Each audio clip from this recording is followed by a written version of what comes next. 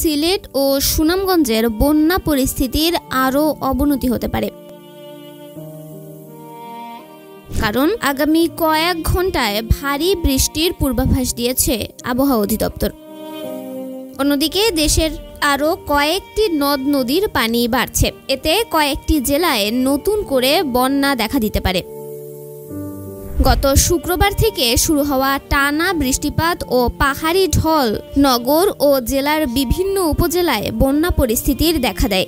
সিলেট নগর ও জেলার 8,25,256 জন মানুষ বন্যায় আক্রান্ত হয়েছেন। ভোগান্তিতে পড়েছেন সাধারণ মানুষ। জেলার সঙ্গে বিচ্ছিন্ন হয়ে পড়েছে অনেক উপজেলা। সিলেট আবহাওয়া অধিদপ্তরের সহকারী আবহাওয়াবিদ শাহ মোহাম্মদ সজীব হোসাইন জানান, গত 24 ঘন্টায় ভারতের চেরাপুঞ্জিতে 110 মিলিমিটার বৃষ্টিপাত হয়েছে।